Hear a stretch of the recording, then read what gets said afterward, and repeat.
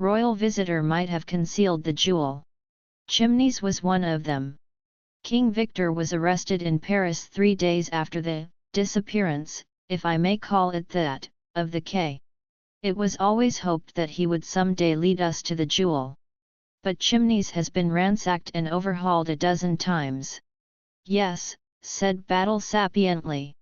But it's never much good looking when you don't know where to look. Only suppose now, that this King Victor came here to look for the thing, was surprised by Prince Michael, and shot him. It's possible, said George. A most likely solution of the crime. I wouldn't go as far as that. It's possible, but not much more. High is that? Because King Victor has never been known to take a life, said Battle seriously. Oh, but a man like that, a dangerous criminal but Battle shook his head in a dissatisfied manner. Criminals always act true to type, Mr. Lomax. It's surprising. All the same I'd rather like to question the prince's servant. I've left him purposely to the last. We'll have him in here, sir, if you don't mind. George signified his assent. The superintendent rang the bell. Treadwell answered it, and departed with his instructions.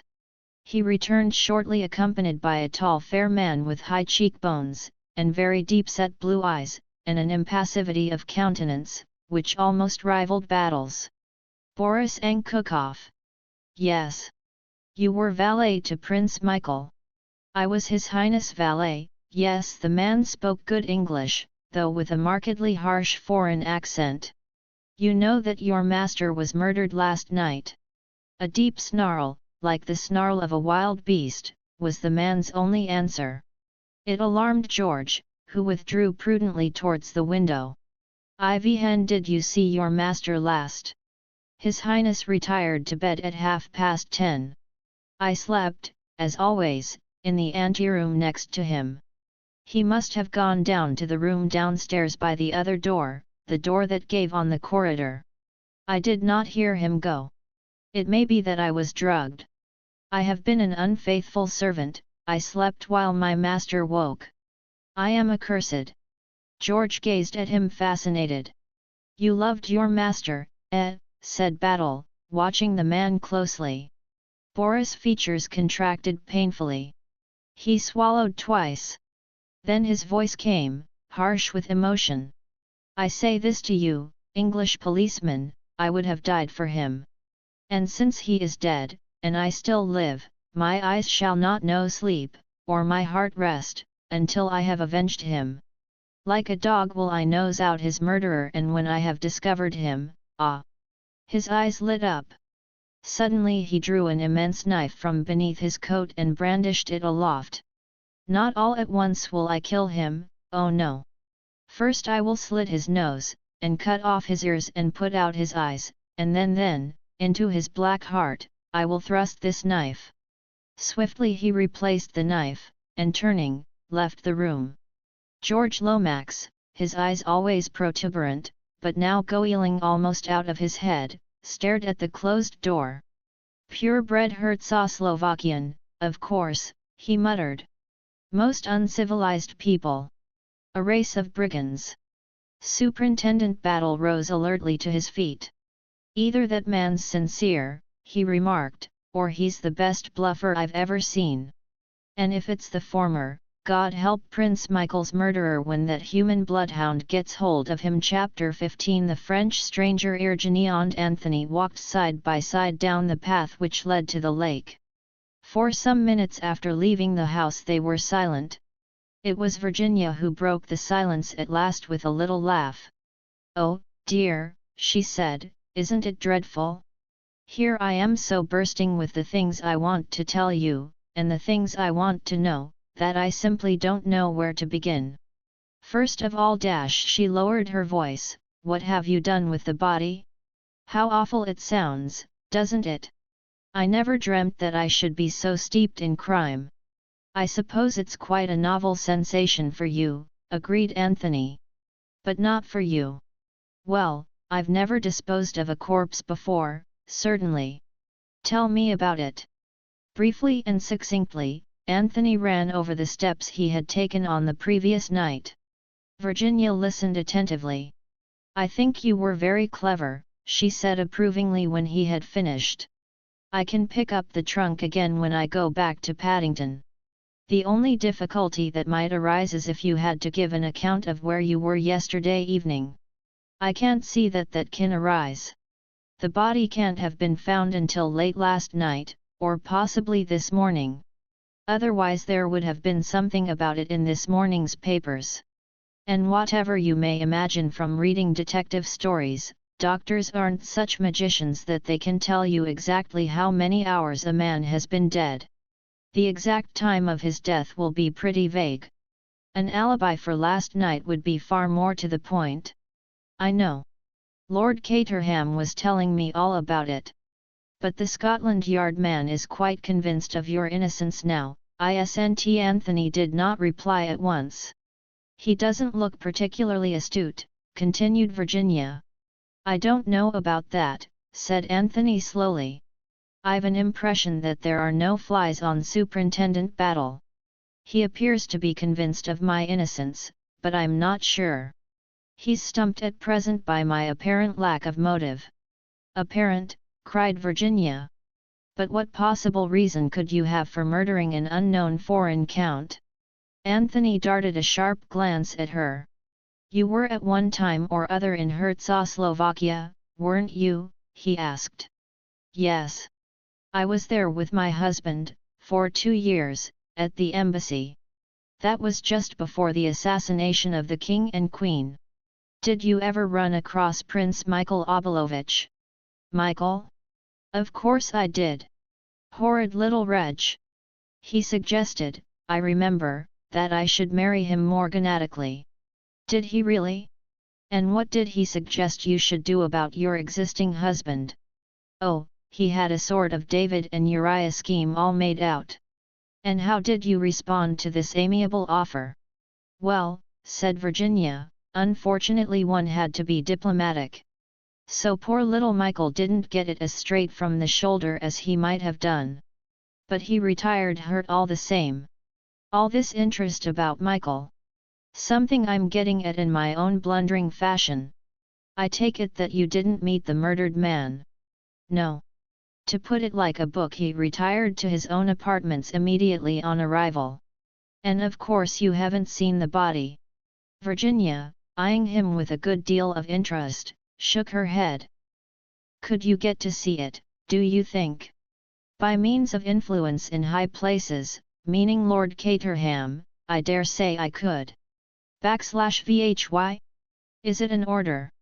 "Good Lord, no," said Anthony, horrified. "Have I been as dictatorial as all that?" "No, it's simply this. Count Stanislaus was the incognito of Prince Michael of Czechoslovakia." Virginia's eyes opened very wide. "I see." Suddenly her face broke into its fascinating one-sided smile. "I hope you don't suggest that Michael went to his rooms simply to avoid seeing me." "Something of the kind," admitted Anthony.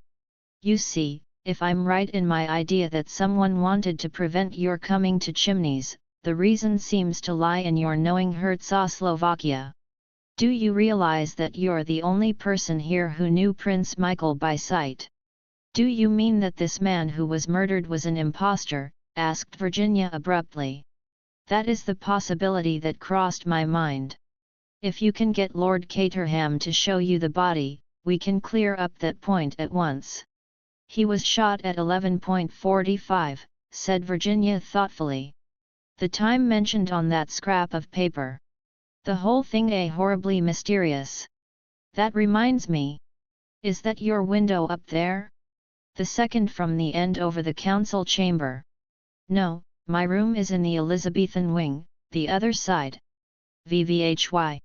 "Simply because as I walked away last night, after thinking I heard a shot, the light went up in that room." "How curious. I don't know who has that room, but I can find out by asking Bundle. Perhaps they heard the shot. If so, they haven't come forward to say so. I understood from Battle that nobody in the house heard the shot fired." It's the only clue of any kind that I've got, and I dare say it's a pretty rotten one, but I mean to follow it up for what it's worth. It's curious, certainly, said Virginia thoughtfully. They had arrived at the boathouse by the lake, and had been leaning against it as they talked. And now for the whole story, said Anthony.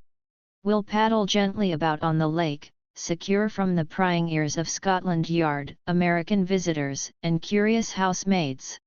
I've heard something from Lord Caterham, said Virginia. But not nearly enough. To begin with, which are you really, Anthony Cate or Jimmy McGrath? For the second time that morning, Anthony unfolded the history of the last 6 weeks of his life, with the difference, that the account given to Virginia needed no editing. He finished up with his own astonished recognition of Mr. Holmes. By the way, Mrs. Revel, he ended, I've never thanked you for imperiling your mortal soul by saying that I was an old friend of yours. Of course you're an old friend, cried Virginia.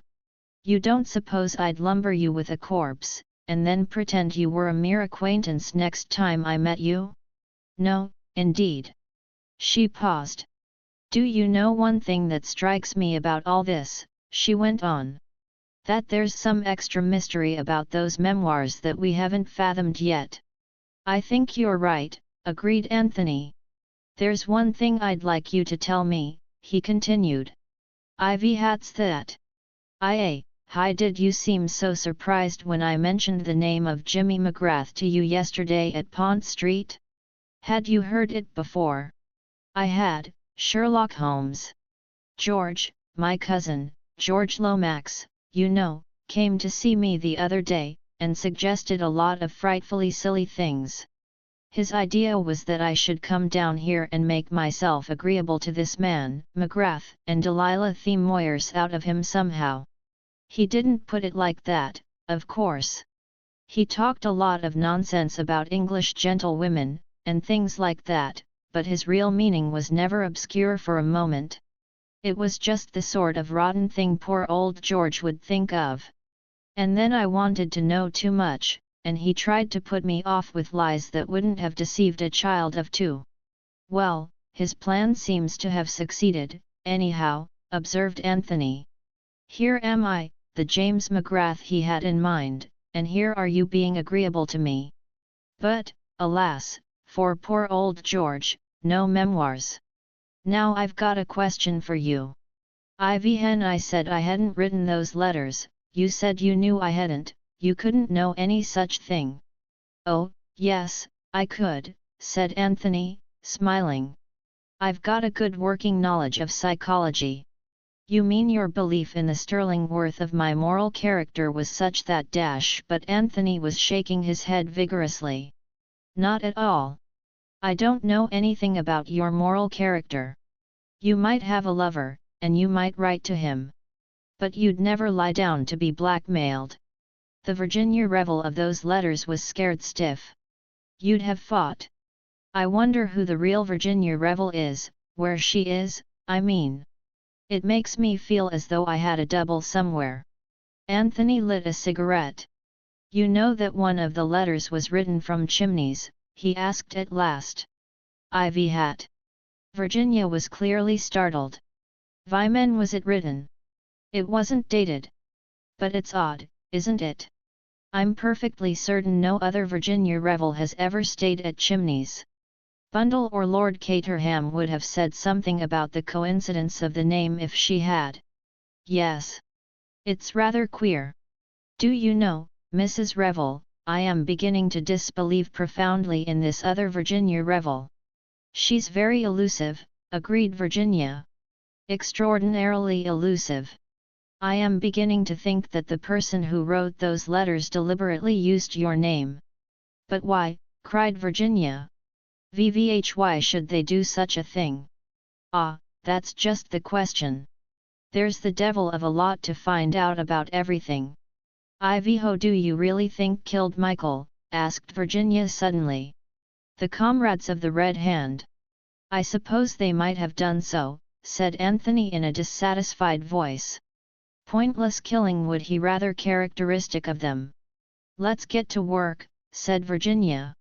"I see Lord Caterham and Bundle strolling together. The first thing to do is to find out definitely whether the dead man is Michael or not." Anthony paddled to shore, and a few moments later they had joined Lord Caterham and his daughter. "Lunch is late," said his lordship in a depressed voice. "Battle has insulted the cook, I expect." "This is a friend of mine, Bundle," said Virginia. "Be nice to him." Bundle looked earnestly at Anthony for some minutes, and then addressed a remark to Virginia as though he had not been there. "Ivy here, do you pick up these nice-looking men, Virginia?" "You can have him," said Virginia generously. "I want Lord Caterham." She smiled upon the flattered peer, slipped her hand through his arm, and they moved off together. "Do you talk?" asked Bundle. "Or are you just strong and silent?" "Talk," said Anthony. "I babble. I murmur. I burble, like the running brook, you know. Sometimes I even ask questions. As, for instance, Ivyho occupies the second room on the left from the end." He pointed to it as he spoke. "Ivy had an extraordinary question," said Bundle. "You intrigue me greatly. Let me see, yes, that's Mademoiselle Brun's room. The French governess. She endeavours to keep my young sisters in order. Dulcie and Daisy, like the song, you know. I dare say they'd have called the next one Dorothy May. But mother got tired of having nothing but girls and died. Thought someone else could take on the job of providing an heir." "Mademoiselle Brun," said Anthony thoughtfully. "How long has she been with you?" "2 months. She came to us when we were in Scotland." "Ha," said Anthony. "I smell a rat." "I wish I could smell some lunch," said Bundle. "Do I ask the Scotland Yard man to have lunch with us, Mr. Cade? You're a man of the world, you know about the etiquette of such things. We've never had a murder in the house before. Exciting, isn't it? I'm sorry your character was so completely cleared this morning. I've always wanted to meet a murderer and see for myself if they're as genial and charming as the Sunday papers always say they are. God! What's that?" That seemed to be a taxi approaching the house. Its 2 occupants were a tall man with a bald head and a black beard, and a smaller and younger man with a black mustache. Anthony recognized the former, and guessed that it was he rather than the vehicle which contained him, that had wrung the exclamation of astonishment from his companion's lips. "Unless I much mistake," he remarked, "that is my old friend, Baron Lollipop." "Baron what?" "I call him Lollipop for convenience. The pronouncing of his own name tends to harden the arteries." "It nearly wrecked the telephone this morning," remarked Bundle. "So that's the Baron, is it? I foresee he'll be turned on to me this afternoon, and I've had Isaacstein all the morning. Let George do his own dirty work, say I, and to hell with politics. Excuse me leaving you, Mr. Cade, but I must stand by poor old father." Bundle retreated rapidly to the house. Anthony stood looking after her for a minute or two and thoughtfully lighted a cigarette. As he did so, his ear was caught by a stealthy sound quite near him. He was standing by the boathouse, and the sound seemed to come from just round the corner. The mental picture conveyed to him was that of a man vainly trying to stifle a sudden sneeze. "Now I very much wonder who's behind the boathouse," said Anthony to himself. "We'd better see, I think." Suiting the action to the word, he threw away the match he had just blown out, and ran lightly and noiselessly round the corner of the boathouse. He came upon a man who had evidently been kneeling on the ground and was just struggling to rise to his feet. He was tall, wore a light-colored overcoat and glasses, and for the rest, had a short pointed black beard and slightly foppish manner. He was between 30 and 40 years of age, and altogether of a most respectable appearance. "Ivy, what are you doing here?" asked Anthony. He was pretty certain that the man was not one of Lord Caterham's guests. "I ask your pardon, said the stranger, with a marked foreign accent and what was meant to be an engaging smile. "It is that I wish to return to the Jolly Cricketers, and I have lost my way. Would Monsieur be so good as to direct me?" "Certainly," said Anthony. "But you don't go there by water, you know." Said the stranger, with the air of one at a loss. "I said," repeated Anthony, with a meaning glance at the boat-house, "that you won't get there by water. There's a right-of-way across the park, some distance away, but all this is the private part. You're trespassing." "I am most sorry," said the stranger. "I lost my direction entirely. I thought I would come up here and inquire." Anthony refrained from pointing out that kneeling behind a boathouse was a somewhat peculiar manner of prosecuting inquiries. He took the stranger kindly by the arm. "You go this way," he said. "Right round the lake and straight on, you can't miss the path. When you get on it, turn to the left, and it will lead you to the village. You're staying at the Cricketers, I suppose?" "I am, monsieur. Since this morning." "Many thanks for your kindness in directing me." "Don't mention it," said Anthony. "I hope you haven't caught cold." Said the stranger. "From kneeling on the damp ground, I mean," explained Anthony. "I fancied I heard you sneezing." "I may have sneezed," admitted the other. "Quite so," said Anthony. "But you shouldn't suppress a sneeze, you know. One of the most eminent doctors said so only the other day. It's frightfully dangerous. I don't remember exactly what it does to you, whether it's an inhibition or whether it hardens your arteries, but you must never do it. Good morning." "Good morning, and thank you, monsieur, for setting me on the right road." "Second suspicious stranger from village inn," murmured Anthony to himself, as he watched the other's retreating form. "And one that I can't place, either. Appearance that of a French commercial traveller. I don't quite see him as a comrade of the Red Hand. Does he represent yet a third party in the harassed state of Czechoslovakia? The French governess has the second window from the end. A mysterious Frenchman is found slinking round the grounds, listening to conversations that are not meant for his ears. I'm bet my hat there's something in it." Musing thus, Anthony retraced his steps to the house. On the terrace he encountered Lord Caterham, looking suitably depressed, and two new arrivals. He brightened a little at the sight of Anthony. "Ah, there you are," he remarked. "Let me introduce you to Baron, and Captain Andrassy. Mr. Anthony Cade." The Baron stared at Anthony with growing suspicion. "Mr. Cade," he said stiffly. "I think not." "A word alone with you, Baron," said Anthony. "I can explain everything." The Baron bowed, and the two men walked down the terrace together. "Baron," said Anthony, "I must throw myself upon your mercy. I have so far strained the honour of an English gentleman as to travel to this country under an assumed name.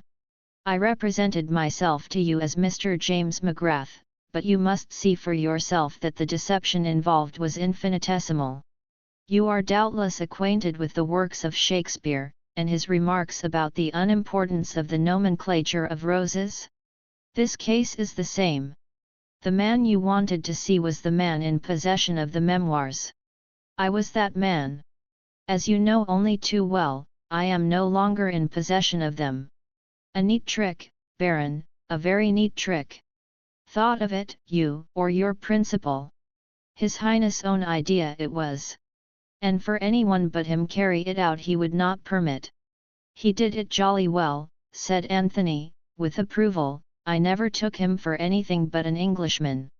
"The education of an English gentleman did the prince receive," explained the Baron. "The custom of Czechoslovakia it is." "No professional could have pinched those papers better," said Anthony. "May I ask, without indiscretion, what has become of them?" "Between gentlemen," began the Baron. "You are too kind, Baron," murmured Anthony. never been called a gentleman so often as I have in the last 48 hours. I to you say this, I believe them to be burned. You believe, but you don't know, eh? Is that it? His Highness in his own keeping retained them. His purpose it was to read them and then by the fire to destroy them. I see, said Anthony. All the same, they are not the kind of light literature you'd skim through in half an hour. Among the effects of my martyred master they have not discovered been. It is clear, therefore, that burnt they are. Said Anthony. I wonder. He was silent for a minute or two and then went on. I have asked you these questions, Baron, because, as you may have heard, I myself have been implicated in the crime. I must clear myself absolutely, so that no suspicion attach to me. Undoubtedly, said the Baron. Your honor demands it. Exactly, said Anthony. You put these things so well. I haven't got the knack of it.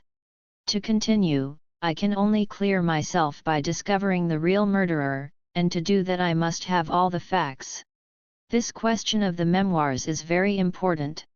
It seems to me possible that to gain possession of them might be the motive of the crime. Tell me, Baron, is that a very far-fetched idea? The Baron hesitated for a moment or two. You yourself the memoirs have read, he asked cautiously at length. I think I am answered, said Anthony, smiling. Now, Baron, there's just one thing more. I should like to give you fair warning that it is still my intention to deliver that manuscript to the publishers on Wednesday next, the 13th of October. The Baron stared at him. But you have no longer got it.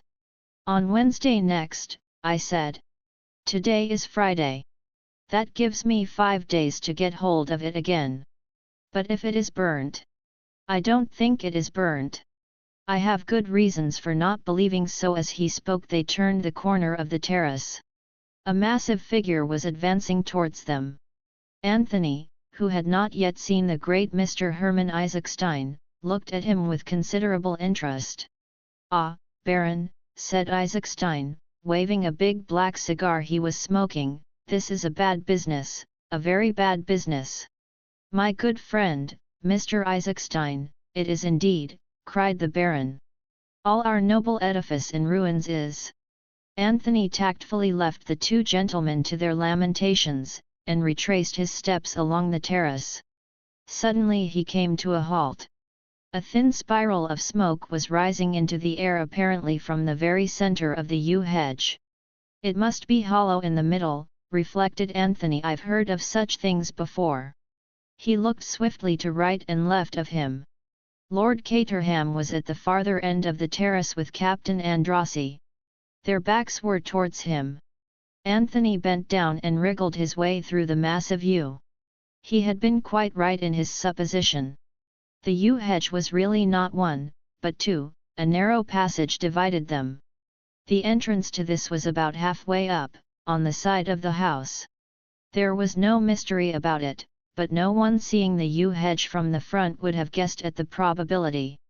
Anthony looked down the narrow vista. About halfway down, a man was reclining in a basket chair. A half-smoked cigar rested on the arm of the chair, and the gentleman himself appeared to be asleep. Said Anthony to himself, evidently Mr. Hiram Fish prefers sitting in the shade. Chapter 16 Tea in the schoolroom. Anthon regained the Tur-UCE with the feeling uppermost in his mind that the only safe place for private conversations was the middle of the lake. The resonant boom of a gong sounded from the house, and Treadwell appeared in a stately fashion from a side door. "Luncheon is served, my lord." "Ah," said Lord Caterham, brisking up a little. "Lunch?" At that moment two children burst out of the house.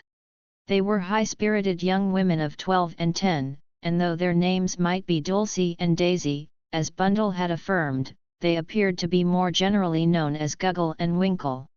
They executed a kind of war dance, interspersed with shrill whoops till Bundle emerged and quelled them. "Ivy, here's Mademoiselle," she demanded. "She's got the migraine, the migraine, the migraine," chanted Winkle. "Hurrah," said Guggle, joining in. Lord Caterham had succeeded in shepherding most of his guests into the house. Now he laid a restraining hand on Anthony's arm. "Come to my study," he breathed. "I've got something rather special there." Slinking down the hall, far more like a thief than like the master of the house, Lord Caterham gained the shelter of his sanctum. Here he unlocked a cupboard and produced various bottles. "Talking to foreigners always makes me so thirsty," he explained apologetically. "I don't know why it is." There was a knock on the door, and Virginia popped her head round the corner of it. "Got a special cocktail for me?" she demanded. "Of course," said Lord Caterham hospitably. "Come in." The next few minutes were taken up with serious rites. "I needed that," said Lord Caterham with a sigh, as he replaced his glass on the table. "As I said just now, I find talking to foreigners particularly fatiguing. I think it's because they're so polite. Come along. Let's have some lunch." He led the way to the dining room. Virginia put her hand on Anthony's arm, and drew him back a little. "I've done my good deed for the day," she whispered. "I got Lord Caterham to take me to see the body." "Well," demanded Anthony eagerly. "One theory of eyes was to be proved or disproved." Virginia was shaking her head. "You were wrong," she whispered, "it's Prince Michael all right." "Oh!" Anthony was deeply chagrined. "And Mademoiselle had the migraine," he added aloud, in a dissatisfied tone. "Ivy hat has that got to do with it?" "Probably nothing, but I wanted to see her. You see, I've found out that Mademoiselle has the second room from the end, the one where I saw the light go up last night." "That's interesting. Probably there's nothing in it. All the same, I mean to see Mademoiselle before the day is out." Lunch was somewhat of an ordeal. Even the cheerful impartiality of Bundle failed to reconcile the heterogeneous assembly. The Baron and Andrassy were correct, formal, full of etiquette, and had the air of attending a meal in a mausoleum. Lord Caterham was lethargic and depressed. Bill Eversleigh stared longingly at Virginia. George, very mindful of the trying position in which he found himself, conversed weightily with the Baron and Mr. Isaacstein. Guggle and Winkle, completely beside themselves with joy at having a murder in the house, had to be continually checked and kept under, whilst Mr. Hiram Fish slowly masticated his food, and drawled out dry remarks. Superintendent Battle had considerately vanished, and nobody knew what had become of him. "Thank God that's over," murmured Bundle to Anthony, as they left the table. "And George is taking the foreign contingent over to the Abbey this afternoon to discuss state secrets." "That will possibly relieve the atmosphere," agreed Anthony. "I don't mind the Americans so much," continued Bundle. "He and Father can talk first editions together quite happily in some secluded spot." Mr. Fish as the object of their conversation drew near. "I'm planning a peaceful afternoon for you." The American bowed. "That's too kind of you, Lady Eileen." "Mr. Fish," said Anthony, "had quite a peaceful morning." Mr. Fish shot a quick glance at him. "Ah, you observed me then, in my secluded retreat? There are moments, sir, when far from the madding crowd is the only motto for a man of quiet tastes." Bundle had drifted on, and the American and Anthony were left together. The former dropped his voice a little. "I opine," he said, "that there is considerable mystery about this little dust-up." "Any amount of it," said Anthony. "That guy with the bald head was perhaps a family connection." "Something of the kind. These Central European nations beat the band," declared Mr. Fish.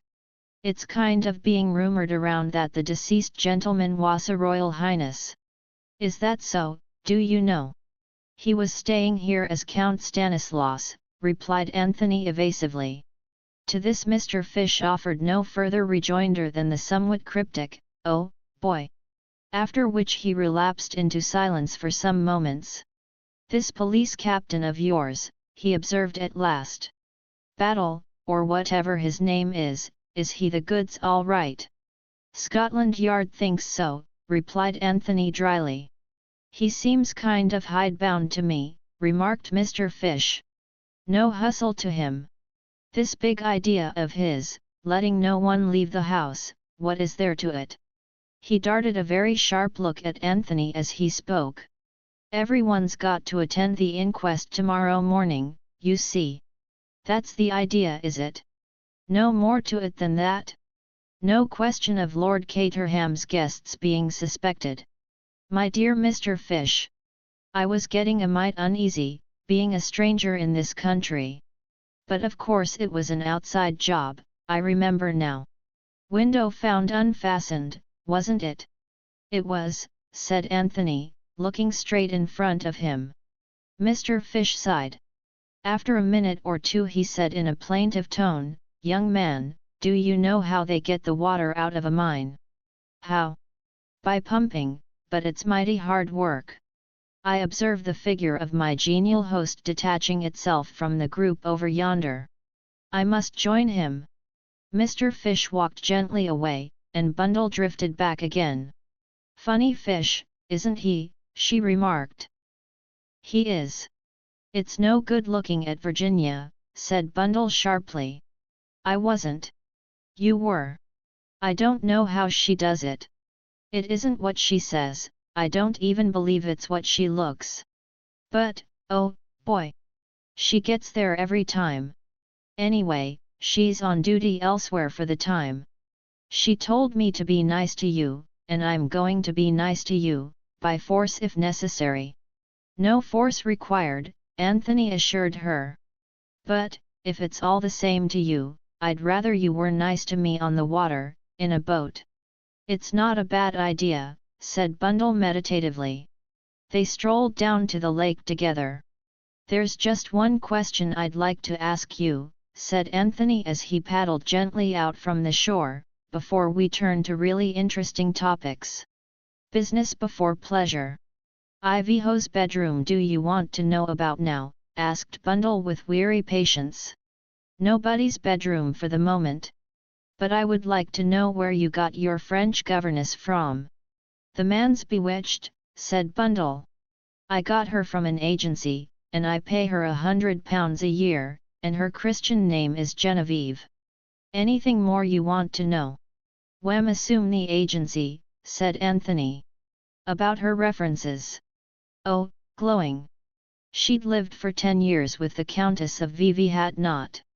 Ivy-Hatnot being dash. The Comtesse de Bretuel, Ch. de Bretuel, didn't. You didn't actually see the Comtesse yourself? It was all done by letter. Exactly, said Anthony. You intrigue me, said Bundle. You intrigue me enormously. Is it love or crime? Probably sheer idiocy on my part. Let's forget it. Let's forget it, says he negligently, having extracted all the information he wants. Mr. Cade, who do you suspect? I rather suspect Virginia as being the most unlikely person. Or possibly Bill. Ivy had about you. Member of the aristocracy joins in secret the comrades of the Red Hand. It would create a sensation all right. Anthony laughed. He liked Bundle, though he was a little afraid of the shrewd penetration of her sharp grey eyes. You must be proud of all this, he said suddenly, waving his hand towards the great house in the distance. Bundle screwed up her eyes and tilted her head on one side. Yes, it means something, I suppose. But one's too used to it. Anyway, we're not here very much, too deadly dull. We've at Cowes and Deauville all the summer after town, and then up to Scotland. Chimneys has been swathed in dust sheets for about 5 months. Once a week they take the dust sheets off and coaches full of tourists come and gape and listen to Treadwell. On your right is the portrait of the 4th Marchioness of Caterham, painted by Sir Joshua Reynolds, etc., and Ed or Bert, the humorist of the party, nudges his girl and says, Gladys, they've got 2 penny worth of pictures here, right enough. And then they go and look at more pictures and yawn and shuffle their feet and wish it was time to go home. Yet history has been made here once or twice, by all accounts. You've been listening to George, said Bundle sharply. That's the kind of thing he's always saying. But Anthony had raised himself on his elbow, and was staring at the shore. Is that a third suspicious stranger I see standing disconsolately by the boathouse? Or is it one of the house party? Bundle lifted her head from the scarlet cushion. It's Bill, she said. He seems to be looking for something. He's probably looking for me, said Bundle, without enthusiasm. Shall we row quickly in the opposite direction? That's quite the right answer, but it should be delivered with more enthusiasm. I shall row with double vigor after that rebuke. Not at all, said Bundle. I have my pride. Row me to where that young ass is waiting. Somebody's got to look after him, I suppose. Virginia must have given him the slip. One of the days, inconceivable as it seems, I might want to marry George, so I might as well practice being one of our well-known political hostesses. Anthony pulled obediently towards the shore. And what's to become of me, I should like to know, he complained. I refuse to be the unwanted third. Is that the children I see in the distance? Yes. Be careful, or they rope you in. I'm rather fond of children, said Anthony. I might teach them some nice quiet intellectual game. Well, don't say I didn't warn you. Having relinquished Bundle to the care of the disconsolate Bill, Anthony strolled off to where various shrill cries disturbed the peace of the afternoon. He was received with acclamation. Are you any good at playing Red Indians? Asked Guggle sternly. Rather, said Anthony. You should hear the noise I make when I'm being scalped. Like this. He illustrated. Not so bad, said Winkle grudgingly. Now do the scalpers yell. Anthony obliged with a blood-curdling noise. In another minute the game of Red Indians was in full swing. About an hour later, Anthony wiped his forehead, and ventured to inquire after Mademoiselle's migraine. He was pleased to hear that lady had entirely restored. So popular had he become that he was urgently invited to come and have tea in the schoolroom. And then you can tell us about the man you saw hung, urged Guggle. Did you say you'd got a bit of the rope with you? Asked Winkle. It's in my suitcase, said Anthony solemnly. You shall each have a piece of it. Winkle immediately let out a wild Indian yell of satisfaction. Have to go and get washed, I suppose, said Guggle gloomily. You will come to tea, won't you? You won't forget. Anthony swore solemnly that nothing should prevent him keeping the engagement. Satisfied, the youthful pair beat a retreat towards the house. Anthony stood for a minute looking after them, and, as he did so, he became aware of a man leaving the other side of a little copse of trees and hurrying away across the park. He felt almost sure that it was the same black-bearded stranger he had encountered that morning. Whilst he was hesitating whether to go after him or not, the trees just ahead of him were parted and Mr. Hiram Fish stepped into the open. He started slightly when he saw Anthony. "A peaceful afternoon, Mr. Fish?" inquired the latter. "I thank you, yes." Mr. Fish did not look as peaceful as usual, however. His face was flushed, and he was breathing hard as though he had been running. He drew out his watch and consulted it. "I guess," he said softly, "it's just about time for your British institution of afternoon tea." Closing his watch with a snap, Mr. Fish ambled gently away in the direction of the house. Anthony stood in a brown study and awoke with a start to the fact that Superintendent Battle was standing beside him. Not the faintest sound had heralded his approach, and he seemed literally to have materialized from space. "Ivy here did you spring from?" asked Anthony irritably. With a slight jerk of his head, Battle indicated the little copse of trees behind them. "It seems a popular spot this afternoon," remarked Anthony. "You were very lost in thought, Mr. Cade." I was indeed. Do you know what I was doing, Battle? I was trying to put 2 and 1 and 5 and 3 together so as to make 4. And it can't be done, Battle, it simply can't be done. There's difficulties that way, agreed the detective. But you're just the man I wanted to see. Battle, I want to go away. Can it be done? True to his creed, Superintendent Battle showed neither emotion nor surprise. His reply was easy and matter of fact. That depends, sir, as to where you want to go. I'll tell you exactly, Battle. I'll lay my cards upon the table. I want to go dined, to the chateau of Madame la Comtesse de Bretuel. Can it be done? When do you want to go, Mr. Cade? Say tomorrow after the inquest. I could be back here by Sunday evening. I see, said the superintendent, with peculiar solidity. Well, what about it? I've no objection, provided you go where you say you're going, and come straight back here. You're a man in 1,000, Battle. Either you have taken an extraordinary fancy to me or else you're extraordinarily deep. Which is it? Superintendent Battle smiled a little, but did not answer. Well, said Anthony, I expect you'll take your precautions. Discreet minions of the law will follow my suspicious footsteps. So be it. But I do wish I knew what it was all about. I don't get you, Mr. Cade. The memoirs, what all the fuss is about. Were they only memoirs? Or have you got something up your sleeve? Battle smiled again. Take it like this. I'm doing you a favor because you've made a favorable impression on me, Mr. Cade. I'd like you to work in with me over this case. The amateur and the professional, they go well together. The one has the intimacy, so to speak, and the other the experience. Well, said Anthony slowly, I don't mind admitting that I've always wanted to try my hand at unraveling a murder mystery. Any ideas about the case at all, Mr. Cade?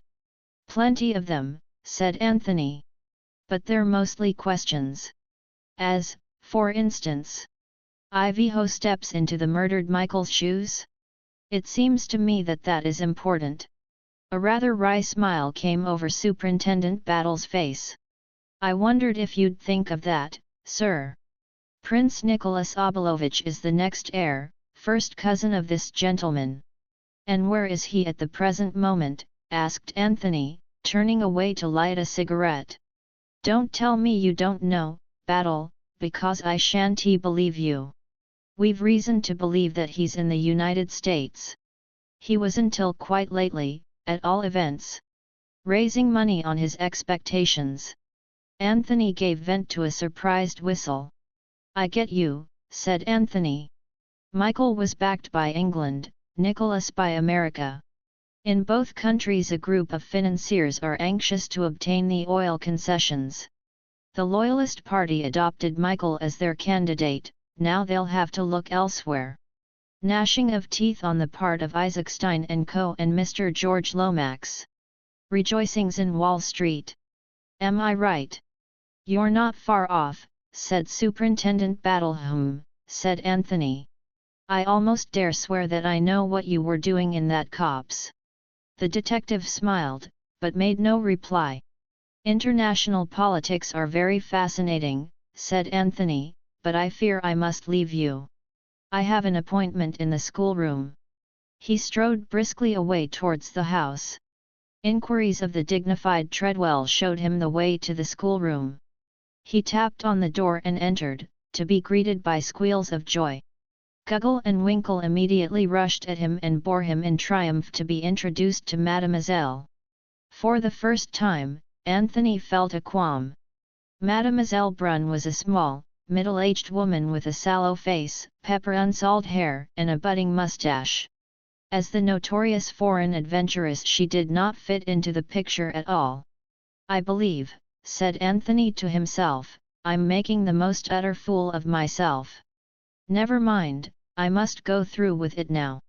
He was extremely pleasant to Mademoiselle, and she, on her part, was evidently delighted to have a good-looking young man invade her schoolroom. The meal was a great success. But that evening, alone in the charming bedchamber that had been allotted to him, Anthony shook his head several times. "I'm wrong," he said to himself. "For the second time, I'm wrong. Somehow or other, I can't get the hang of this thing." He stopped in his pacing of the floor. "Ivy hat the devil," began Anthony. The door was being softly opened. In another minute a man had slipped into the room, and stood deferentially by the door. He was a big fair man, squarely built, with high Slavonic cheekbones, and dreamy fanatic eyes. "Ivy ho the devil are you?" asked Anthony, staring at him. The man replied in perfect English, "I am Boris Angkukov. Prince Michael's servant, et. That is so. I served my master. He is dead. Now I serve you." "It's very kind of you," said Anthony. "But I don't happen to want a valet. You are my master now. I will serve you faithfully." "Yes, but, look, here, I don't need a valet. I can't afford one." Boris Angkukov looked at him with a touch of scorn. "I do not ask for money. I served my master. So will I serve you, to the death." Stepping quickly forward, he dropped on one knee, caught Anthony's hand and placed it on his forehead. Then he rose swiftly and left the room as suddenly as he had come. Anthony stared after him, his face a picture of astonishment. "That's damned odd," he said to himself. "A faithful sort of dog. Curious the instincts these fellows have." He rose and paced up and down. "All the same," he muttered, "it's awkward, damned awkward just at present." Chapter 17. A midnight adventure. The inquest took place on the following morning. It was extraordinarily unlike the inquests as pictured in sensational fiction. It satisfied even George Lomax in its rigid suppression of all interesting details. Superintendent Battle and the coroner, working together with the support of the chief constable, had reduced the proceedings to the lowest level of boredom. Immediately after the inquest, Anthony took an unostentatious departure. His departure was the one bright spot in the day for Bill Eversley. George Lomax, obsessed with the fear that something damaging to his department might leak out, had been exceedingly trying. Miss Oscar and Bill had been in constant attendance. Everything useful and interesting had been done by Miss Oscar. Bill's part had been to run to and fro with countless messages, to decode telegrams, and to listen by the hour to George's repeating himself. It was a completely exhausted young man who retired to bed on Saturday night. He had had practically no chance to talk to Virginia all day, owing to George's exactions, and he felt injured and ill-used. Thank goodness, that colonial fellow had taken himself off. He had monopolized far too much of Virginia's society, anyway. And of course if George Lomax went on making an ass of himself like this, his mind seething with resentment, Bill fell asleep. And, in dreams, came consolation. For he dreamt of Virginia. It was an heroic dream, a dream of burning timbers in which he played the part of the gallant rescuer. He brought down Virginia from the topmost story in his arms. She was unconscious. He laid her on the grass. Then he went off to find a packet of sandwiches. It was most important that he should find that packet of sandwiches. George had it, but instead of giving it up to Bill, he began to dictate telegrams. They were now in the vestry of a church, and any minute Virginia might arrive to be married to him. Horror! He was wearing pajamas. He must get home at once and find his proper clothes. He rushed out to the car. The car would not start. No petrol in the tank. He was getting desperate. And then a big bus drew up and Virginia got out of it on the arm of the bald-headed Baron. She was deliciously cool, and exquisitely dressed in grey. She came over to him and shook him by the shoulders playfully. "Bill," she said. "Oh, Bill." She shook him harder. "Bill," she said. Wake up. Oh, do wake. Very dazed, Bill woke up. He was in his bedroom at Chimneys. But part of the dream was with him still. Virginia was leaning over him, and was repeating the same words with variations. Wake up, Bill. Oh, do wake up. Bill. Hello, said Bill, sitting up in bed. What's the matter? Virginia gave a sigh of relief. Thank goodness. I thought you'd never wake up. I've been shaking you and shaking you. Are you properly awake now? I think so, said Bill doubtfully. You great lump, said Virginia. The trouble I've had. My arms are aching. These insults are uncalled for, said Bill, with dignity. Let me say, Virginia, that I consider your conduct most unbecoming. Not at all that of a pure young widow. Don't be an idiot, Bill. Things are happening. I've had kind of things. Queer things. In the council chamber. I thought I heard a door bang somewhere, and I came down to see. And then I saw a light in the council chamber.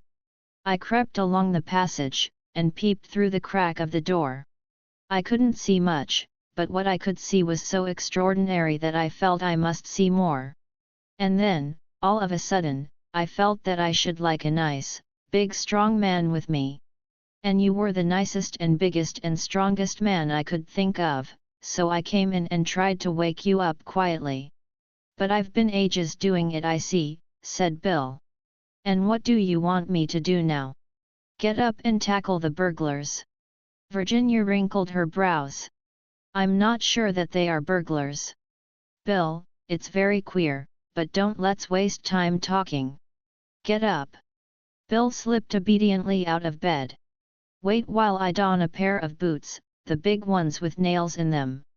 However big and strong I am. I'm not going to tackle hardened criminals with bare feet. I like your pajamas, Bill, said Virginia dreamily. Brightness without vulgarity. While we're on the subject, remarked Bill, reaching for his second boot, I like that thingamabob of yours. It's a pretty shade of green. Hat do you call it? It's not just a dressing gown, is it? It's a negligee, said Virginia. I'm glad you've led such a pure life, Bill. I haven't, said Bill indignantly. You've just betrayed the fact. You're very nice, Bill, and I like you. I dare say that tomorrow morning, say about 10 o'clock, a good safe hour for not unduly exciting the emotions, I might even kiss you. I always think these things are best carried out on the spur of the moment, suggested Bill. We've other fish to fry, said Virginia. If you don't want to put on a gas mask and a shirt of chain mail, shall we start? I'm ready, said Bill. He wriggled into a lurid silk dressing gown, and picked up a poker. The orthodox weapon, he observed. Come on, said Virginia, and don't make a noise. They crept out of the room and along the corridor, and then down the wide double staircase. Virginia frowned as they reached the bottom of it. Those boots of yours aren't exactly domes of silence, are they, Bill? Nails will be nails, said Bill. I'm doing my best. You'll have to take them off, said Virginia firmly. Bill groaned. You can carry them in your hand. I want to see if you can make out what's going on in the council chamber. Bill, it's awfully mysterious. Should burglars take a man in armor to pieces? Well, I suppose they can't take him away whole very well. They disarticulate him, and pack him neatly. Virginia shook her head, dissatisfied. Hat should they want to steal a moldy old suit of armor for? Chimneys is full of treasures that are much easier to take away. Bill shook his head. How many of them are there? He asked, taking a firmer grip of his poker. I couldn't see properly. You know what a keyhole is. And they only had a flashlight. I expect they've gone by now, said Bill hopefully. He sat down on the bottom stair and drew off his boots. Then, holding them in his hand, he crept along the passage that led to the council chamber, Virginia close behind him. They halted outside the massive oak door. All was silent within, but suddenly Virginia pressed his arm, and he nodded. A bright light had shone for a minute through the keyhole. Bill went down on his knees, and applied his eye to the orifice. What he saw was confusing in the extreme. The scene of the drama that was being enacted inside was evidently just to the left, out of his line of vision. A subdued chink every now and then seemed to point to the fact that the invaders were still dealing with the figure in armor. There were two of these, Bill remembered. They stood together by the wall just under the Holbein portrait. The light of the electric torch was evidently being directed upon the operations in progress. It left the rest of the room nearly in darkness. Once a figure flitted across Bill's line of vision, but there was not sufficient light to distinguish anything about it. It might have been that of a man or a woman. In a minute or two it flitted back again, and then the subdued chinking sounded again. Presently there came a new sound, a faint tap-tap as of knuckles on wood. Bill sat back on his heels suddenly. What is it?" whispered Virginia. "Nothing. It's no good going on like this. We can't see anything and we can't guess what they're up to. I must go in and tackle them." He drew on his boots and stood up. "Now, Virginia, listen to me. We'll open the door as softly as possible. You know where the switch of the electric light is?" "Yes, just by the door. I don't think there are more than two of them. There may be only one. I want to get well into the room. Then, when I say go, I want you to switch on the lights. Do you understand?" "Perfectly. And don't scream or faint or anything. I won't let anyone hurt you." "My hero," murmured Virginia. Bill peered at her suspiciously through the darkness.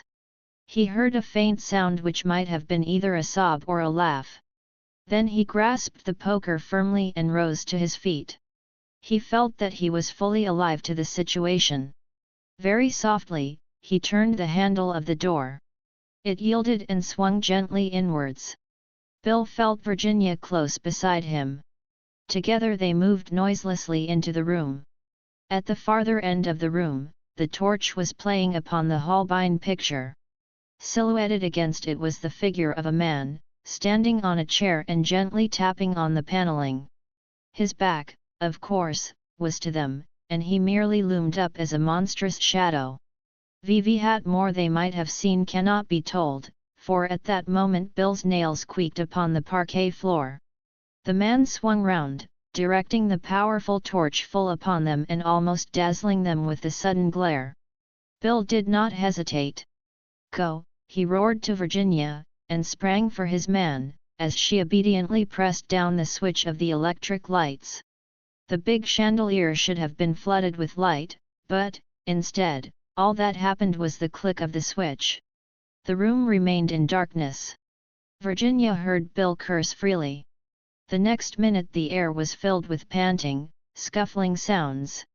The torch had fallen to the ground and extinguished itself in the fall. There was the sound of a desperate struggle going on in the darkness, but as to who was getting the better of it, and indeed as to who was taking part in it, Virginia had no idea. Had there been anyone else in the room besides the man who was tapping the paneling? There might have been. Their glimpse had been only a momentary one. Virginia felt paralyzed. She hardly knew what to do. She dared not try and join in the struggle. To do so might hamper and not aid Bill. Her one idea was to stay in the doorway, so that anyone trying to escape should not leave the room that way. At the same time, she disobeyed Bill's express instructions and screamed loudly and repeatedly for help. She heard doors opening upstairs, and a sudden gleam of light came from the hall and the big staircase. If only Bill could hold his man until help came. But at that minute there was a final terrific upheaval. They must have crushed into one of the suits of armor, for it fell to the ground with a deafening noise. Virginia saw dimly a figure springing for the window, and at the same time heard Bill cursing and disengaging himself from fragments of armor. For the first time, she left her post, and rushed wildly for the figure at the window. But the window was already unlatched. The intruder had no need to stop and fumble for it. He sprang out and raced away down the terrace and round the corner of the house. Virginia raced after him. She was young and athletic, and she turned the corner of the terrace not many seconds after her quarry. But there she ran headlong into the arms of a man emerging from a small side door. It was Mr. Hiram P. Fish. "Gee! It's a lady," he exclaimed. "Ivhy, I beg your pardon, Mrs. Revel. I took you for one of the thugs fleeing from justice." "He's just passed this way," cried Virginia breathlessly. "Can't we catch him?" But, even as she spoke, she knew it was too late. The man must have gained the park by now, and it was a dark night with no moon. She retraced her steps to the council chamber, Mr. Fish by her side, discoursing in a soothing monotone upon the habits of burglars in general, of which he seemed to have a wide experience. Lord Caterham, Bundle, and various frightened servants were standing in the doorway of the council chamber. "Ivy, the devil's the matter?" asked Bundle. "Is it burglars? Vv, are you and Mr. Fish doing, Virginia? Taking a midnight stroll?" Virginia explained the events of the evening. "How frightfully exciting," commented Bundle. "You don't usually get a murder and a burglary crowded into one weekend. What's the matter with the lights in here? They're all right everywhere else." That mystery was soon explained. The bulbs had simply been removed and laid in a row against the wall. Mounted on a pair of steps, the dignified Treadwell, dignified even in undress, restored illumination to the stricken apartment. "If I am not mistaken," said Lord Caterham in his sad voice as he looked around him, "this room has recently been the centre of somewhat violent activity." There was some justice in the remark. Everything that could have been knocked over had been knocked over. The floor was littered with splintered chairs, broken china, and fragments of armor. "How many of them were there?" asked Bundle. "It seems to have been a desperate fight." "Only one, I think," said Virginia. But, even as she spoke, she hesitated a little. Certainly only one person, a man, had passed out through the window. But as she had rushed after him, she had a vague impression of a rustle somewhere close at hand. If so, the second occupant of the room could have escaped through the door. Perhaps, though, the rustle had been an effect of her own imagination. Bill appeared suddenly at the window. He was out of breath and panting hard. "Damn the fellow," he exclaimed wrathfully. "He's escaped. I've been hunting all over the place. Not a sign of him." "Cheer up, Bill," said Virginia, "better luck next time." "Well," said Lord Caterham, "what do you think we'd better do now? Go back to bed? I can't get hold of Batchworthy at this time of night. Treadwell, you know the sort of thing that's necessary. Just see to it, will you?" "Very good, my lord." With a sigh of relief, Lord Caterham prepared to retreat. "That bear, Isaacstein, sleeps soundly," he remarked, with a touch of envy. "You'd have thought all this row would have brought him down." He looked across at Mr. Fish. "You found time to dress, I see," he added. "I flung on a few articles of clothing, yes," admitted the American. "Very sensible of you," said Lord Caterham. "Damned chilly things, pajamas." He yawned. In a rather depressed mood, the house party retired to bed. Chapter A. Till second midnight adventure. He first person that Anthony saw as he alighted from his train on the following afternoon was Superintendent Battle. His face broke into a smile. "I've returned according to contract," he remarked. "Did you come down here to assure yourself of the fact?" Battle shook his head. "I wasn't worrying about that, Mr. Cade. I happen to be going to London, that's all." "You have such a trustful nature, Battle." "Do you think so?" Sir. No, I think you're deep, very deep. Still waters, you know, and all that sort of thing. So you're going to London? I am, Mr. Cade. I wonder why. The detective did not reply. You're so chatty, remarked Anthony. That's what I like about you. A far-off twinkle showed in Battle's eyes. I've had about your own little job, Mr. Cade, he inquired. How did that get off? I've drawn blank, Battle. For the second time I've been proved hopelessly wrong. Galling, isn't it? Ivy Hat was the idea, sir, if I may ask. I suspected the French governess, Battle. A. Upon the grounds of her being the most unlikely person, according to the canons of the best fiction. B. Because there was a light in her room on the night of the tragedy. That wasn't much to go upon. You are quite right. It was not. But I discovered that she had only been here a short time, and I also found a suspicious Frenchman spying round the place. You know all about him, I suppose. You mean the man who calls himself, M. Shells? Staying at the Cricketers? A traveller in silk. That's it, is it? Ivy Hat about him? VV Hat does Scotland Yard think. His actions have been suspicious, said Superintendent Battle expressionlessly. Very suspicious, I should say. Well, I put two and two together.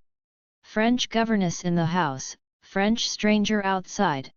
I decided that they were in league together, and I hurried off to interview the lady with whom Mademoiselle Brun had lived for the last 10 years. I was fully prepared to find that she had never heard of any such person as Mademoiselle Brun, but I was wrong, Battle. Mademoiselle is the genuine article. Battle nodded. I must admit, said Anthony, that as soon as I spoke to her I had an uneasy conviction that I was barking up the wrong tree. She seemed so absolutely the governess. Again Battle nodded. All the same, Mr. Cade, you can't always go by that. Women especially can do a lot with makeup. I've seen quite a pretty girl with the color of her hair altered, a sallow complexion stain, slightly reddened eyelids and, most efficacious of all, dowdy clothes, who would fail to be identified by 9 people out of 10 who had seen her in her former character. Men haven't got quite the same pull. You can do something with the eyebrows, and of course different sets of false teeth alter the whole expression. But there are always the ears, there's an extraordinary lot of character in ears, Mr. Cade. Don't look so hard at mine, Battle, complained Anthony. You make me quite nervous. I'm not talking of false beards and grease paint, continued the superintendent. That's only for books. No, there are very few men who can escape identification and put it over on you. In fact, there's only one man I know who has a positive genius for impersonation. King Victor.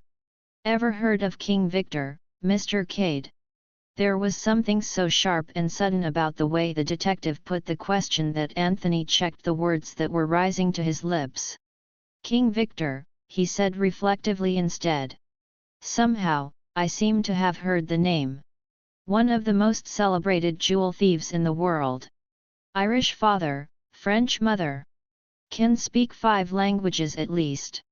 He's been serving a sentence, but his time was up a few months ago. Really? And where is he supposed to be now? Well, Mr. Cade, that's what we'd rather like to know. The plot thickens, said Anthony lightly. No chance of his turning up here, is there? But I suppose he wouldn't be interested in political memoirs, only in jewels.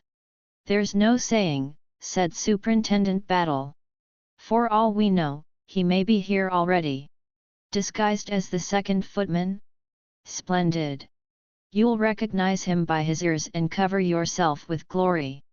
Quite fond of your little joke, aren't you, Mr. Cade? By the way, what do you think of that curious business at Staines? Staines, said Anthony. Been happening at Staines. It was in Saturday's papers. I thought you might have seen about it. Man found by the roadside shot. A foreigner. It was in the paper again today, of course. I did see something about it, said Anthony carelessly. Not suicide, apparently. No. There was no weapon. As yet the man hasn't been identified. You seem very interested, said Anthony, smiling. No connection with Prince Michael's death, is there? His hand was quite steady. So were his eyes. Was it his fancy that Superintendent Battle was looking at him with peculiar intentness? Seems to be quite an epidemic of that sort of thing, said Battle. But, well, I dare say there's nothing in it. He turned away, beckoning to a porter as the London train came thundering in. Anthony drew a faint sigh of relief. He strolled across the park in an unusually thoughtful mood. He purposely chose to approach the house from the same direction as that from which he had come on the fateful Thursday night, and as he drew near to it he looked up at the windows, cudgelling his brains to make sure of the one where he had seen the light. Was he quite sure that it was the second from the end? And, doing so, he made a discovery. There was an angle at the corner of the house in which was a window set farther back.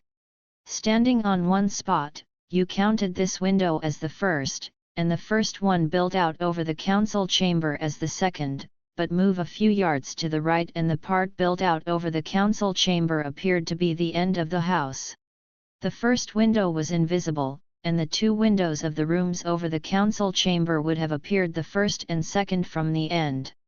Here exactly had he been standing when he had seen the light flash up? Anthony found the question very hard to determine.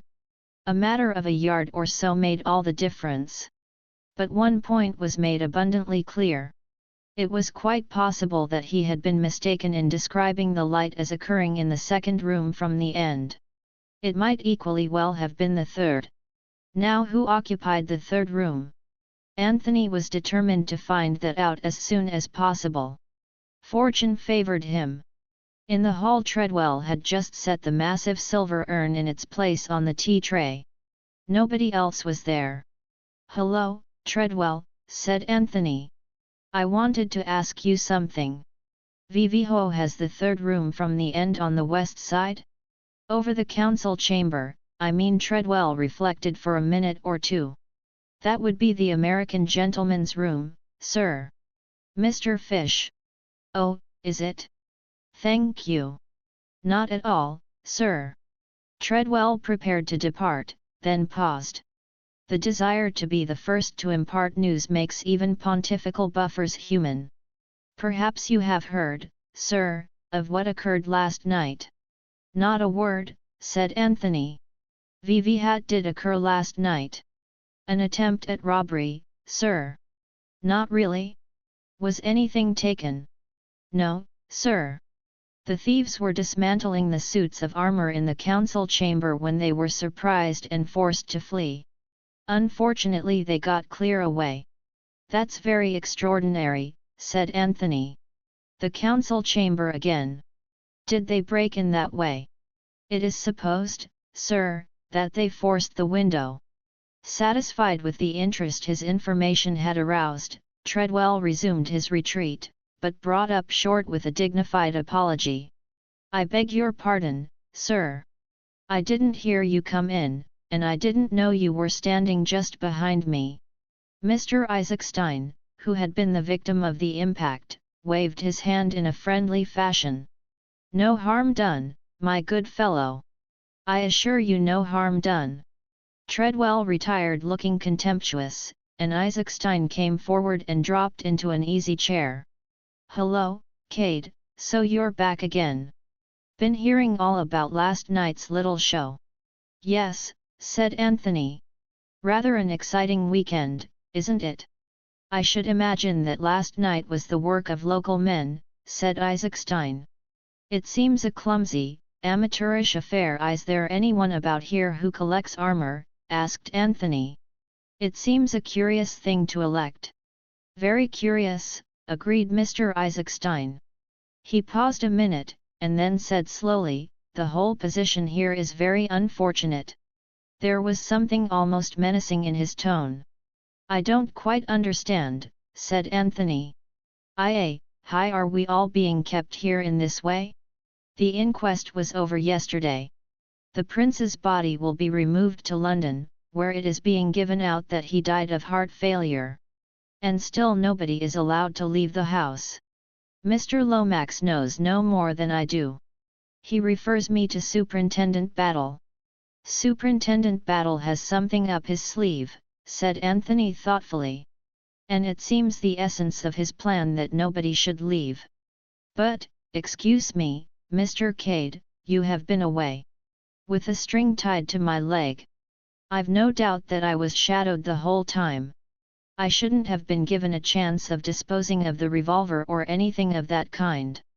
"Ah, the revolver," said Isaacstein thoughtfully. "That has not yet been found, I think." "Not yet. Possibly thrown into the lake in passing." "Very possibly. Ivy here is Superintendent Battle?" "I have not seen him this afternoon. He's gone to London. I met him at the station." "Gone to London? Really? Did he say when he would be back?" "Early tomorrow, so I understand." Virginia came in with Lord Caterham and Mr. Fish. She smiled a welcome at Anthony. "So you're back, Mr. Cade. Have you heard all about our adventures last night?" Hi, truly, Mr. Cade," said Hiram Fish. "It was a night of strenuous excitement. Did you hear that I mistook Mr. Revel for one of the thugs?" "And in the meantime," said Anthony, "the thug got clear away," said Mr. Fish mournfully. "Do pour out," said Lord Caterham to Virginia, "I don't know where Bundle is." Virginia officiated. Then she came and sat down near Anthony. "Come to the boathouse after tea," she said in a low voice. "Bill and I have got a lot to tell you." Then she joined lightly in the general conversation. The meeting at the boathouse was duly held. Virginia and Bill were bubbling over with their news. They agreed that a boat in the middle of the lake was the only safe place for confidential conversation. Having paddled out a sufficient distance, the full story of last night's adventure was related to Anthony. Bill looked a little sulky. He wished Virginia would not insist on bringing this colonial fellow into it. "It's very odd," said Anthony, when the story was finished. "What do you make of it?" he asked Virginia. "I think they were looking for something," she returned promptly. "The burglar idea is absurd. They thought the something, whatever it was, might be concealed in the suits of armor, that's clear enough. But why tap the paneling? That looks more as though they were looking for a secret staircase, or something of that kind." "There's a priest's hole at Chimneys, I know," said Virginia. "And I believe there's a secret staircase as well. Lord Caterham would tell us all about it. I want to know is, what can they have been looking for?" "It can't be the memoirs," said Anthony. "They're a great bulky package. It must have been something small." "George knows, I expect," said Virginia. "I wonder whether I could get it out of him. All along I've felt there was something behind all this." "You say there was only one man," pursued Anthony, "but that there might possibly be another, as you thought you heard someone going towards the door as you sprang to the window." "The sound was very slight," said Virginia. "It might have been just my imagination." "That's quite possible, but in case it wasn't your imagination, the second person must have been an inmate of the house." "I wonder no Ivy are you wondering it?" asked Virginia. The thoroughness of Mr. Hiram Fish, who dresses himself completely when he hears screams for help downstairs. "There's something in that," agreed Virginia. "And then there's Isaacstein, who sleeps through it all. That's suspicious too. Surely he couldn't." "There's that fellow Boris," suggested Bill. "He looks an unmitigated ruffian." "Michael's servant, I mean. Chimneys is full of suspicious characters," said Virginia. "I dare say the others are just as suspicious of us. I wish Superintendent Battle hadn't gone to London." I think it's rather stupid of him. By the way, Mr. Cade, I've seen that peculiar-looking Frenchman about once or twice, spying round the park. It's a mix-up, confessed Anthony. I've been away on a wild goose chase. Made a thorough ass of myself. Look here, to me the whole question seems to resolve itself into this: did the men find what they were looking for last night? Supposing they didn't, said Virginia. I'm pretty sure they didn't. As a matter of fact, just this, I believe they'll come again. They know, or they soon will know, that battle's in London. They'll take the risk and come again tonight. Do you really think so? It's a chance. Now we three will form a little syndicate. Eversley and I will conceal ourselves with due precautions in the council chamber. I've had about me, interrupted Virginia. Don't think you're going to leave me out of it. Listen to me, Virginia, said Bill. This is men's work. Don't be an idiot, Bill. I'm in on this. Don't you make any mistake about it. The syndicate will keep watch tonight. It was settled thus, and the details of the plan were laid. After the party had retired to bed, first one and then another of the syndicate crept down. They were all armed with powerful electric torches, and in the pocket of Anthony's coat lay a revolver. Anthony had said that he believed another attempt to resume the search would be made. Nevertheless, he did not expect that the attempt would be made from outside. He believed that Virginia had been correct in her guess that someone had passed her in the dark the night before, and as he stood in the shadow of an old oak dresser, it was towards the door and not the window that his eyes were directed. Virginia was crouching behind a figure in armor on the opposite wall, and Bill was by the window. The minutes passed, at interminable length. 1 o'clock chimed, then the half-hour, then 2, then half-hour.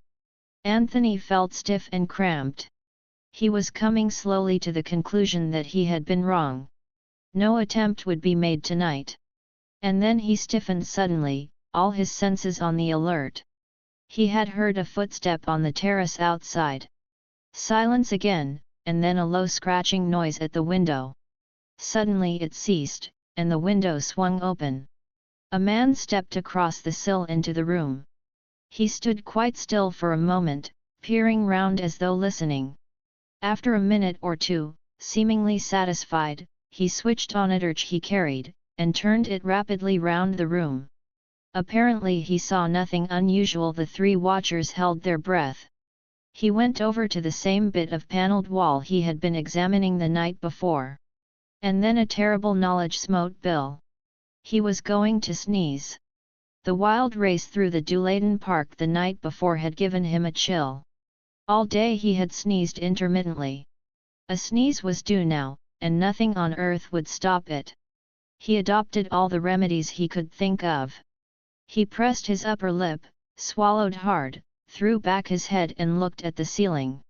As a last resort he held his nose and pinched it violently. It was of no avail. He sneezed. A stifled, checked, emasculated sneeze, but a startling sound in the deadly quiet of the room. The stranger sprang round, and in the same minute, Anthony acted. He flashed on his torch, and jumped full for the stranger. In another minute they were down on the floor together. "Lights!" shouted Anthony. Virginia was ready at the switch. The lights came on true and full tonight. Anthony was on top of his man. Bill leant down to give him a hand. "And now," said Anthony, "let's see who you are, my fine fellow." He rolled his victim over. It was the neat, dark-bearded stranger from the Cricketers. "Very nice indeed," said an approving voice. They all looked up startled. The bulky form of Superintendent Battle was standing in the open doorway. "I thought you were in London, Superintendent Battle," said Anthony. Battle's eyes twinkled. "Did you, sir?" he said. "Well, I thought it would be a good thing if I was thought to be going, and it has been," agreed Anthony, looking down at his prostrate foe. To his surprise there was a slight smile on the stranger's face. "May I get up, gentlemen?" he inquired. "You are 3 to 1. Anthony kindly hauled him onto his legs. The stranger settled his coat, pulled up his collar, and directed a keen look at Battle. "I demand pardon," he said, "but do I understand that you are a representative from Scotland Yard?" "That's right," said Battle. "Then I will present to you my credentials." He smiled rather ruefully. "I would have been wise to do so before." He took some papers from his pocket and handed them to the Scotland Yard detective. At the same time, he turned back the lapel of his coat and showed something pinned there. Battle gave an exclamation of astonishment. He looked through the papers and handed them back with a little bow. "I'm sorry you've been manhandled, monsieur," he said, "but you brought it on yourself, you know." He smiled, noting the astonished expression on the faces of the others. "This is a colleague we have been expecting for some time," he said. "M. Lemoyne, of the Spluritu in Paris."